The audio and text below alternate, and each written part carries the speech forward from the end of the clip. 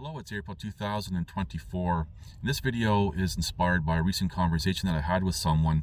And during this conversation, I had mentioned the events that took place in Calgary, Alberta, that began for me in 2012, extended into 2013, and to which I'm still living in the aftermath today of. And what I found interesting with this person is how they not only perceived my story, but me as a person.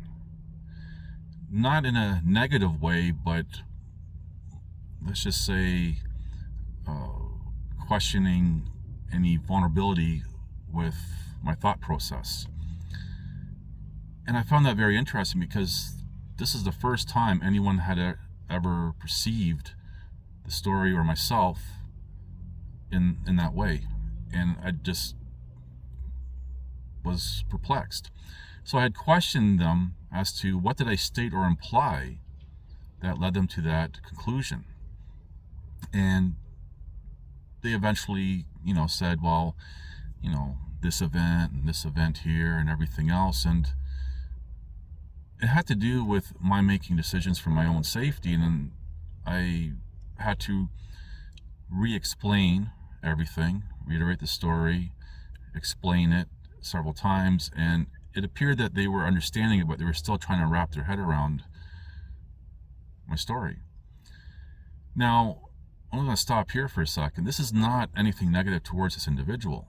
As I've stated for many years, people can only make, for example, conclusions based on their knowledge base.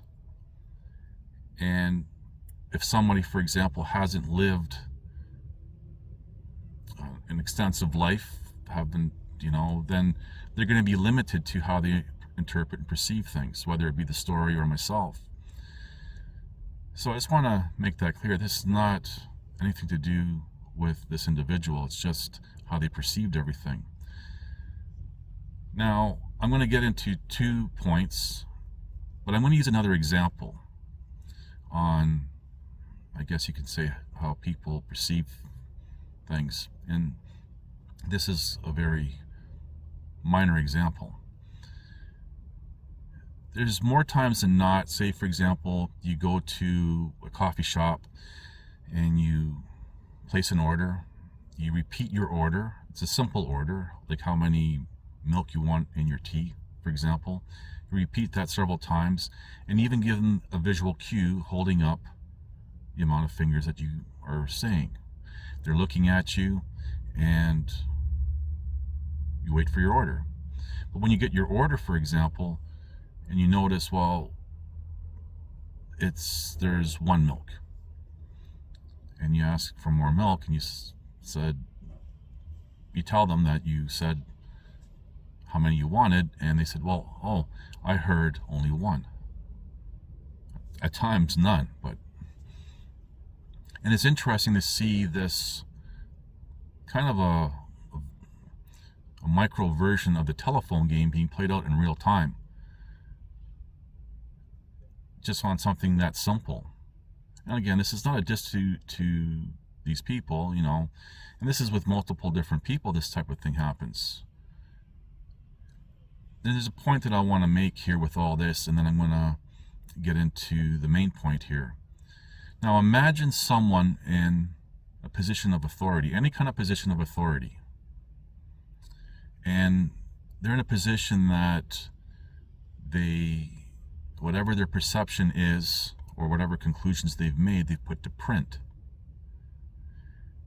And with these 2 examples alone, imagine something being put into print that's not accurate. And these 2 examples show that there's no ill intent, there's no malice to whatever conclusions. It's just however they perceive something based on their life experience, or something that they can't get an order correctly, and that goes to print, and that now becomes an official document and follows that person, and other people will then read that and say, okay, this is factual, and then they start seeing, for example, an individual through that lens with bias, and everything just spirals downhill from there. Now, I just want to highlight something here. That can be attached to the opposite effect, whereas someone's elevated to a higher standard, socially, for example, maybe they're more intelligent than what they really are, whatever, and that's how people perceive them or their conclusion about them. And you can have the opposite effect where someone's elevated, say socially, incorrectly. And we can see this with, again, we can use various positions of authority all the way up to presidents and prime ministers all around the world. Somebody was elevated artificially as a descriptive. So the problem really is when it's the negative version, how it can destroy someone's life. Now, one of the things that I've noticed over time, and sometimes perhaps I take for granted in what I'm saying, and perhaps even a form of misspeaking, but when I talk about the false accusation by the female, and I've talked about this over the many years in some of my content, but I realize I have a lot of content and there's a lot of material for people to go through. But what took place, from what I know and what I can prove, and I'm going to show that in this video, that she did not herself directly make any false accusation directly to the police. It was a third party, someone else.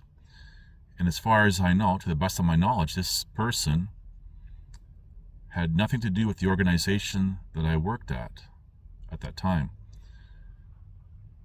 And this is how everything started to play out. I just wanted to make that very clear.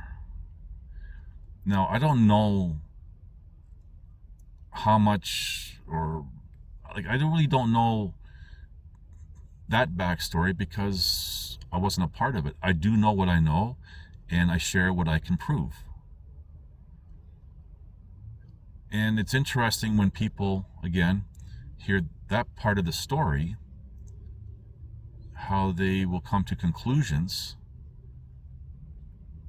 and missing out on, well, she wasn't the one that actually said that. And there's a lot of evidence to prove that the accusations, the false accusations, were false. And it appears that she may or may not have had knowledge of it, but somebody was using her for whatever agenda they had. And that goes deeper into the story and how this all began for me in 2012.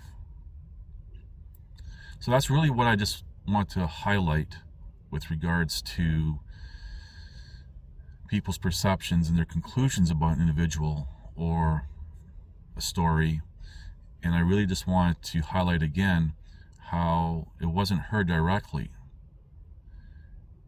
How much of an involvement she had with that, I don't know. But she became central to the story. And that's all I'm going to say about that. Thank you for watching. Please like, subscribe, comment, and share.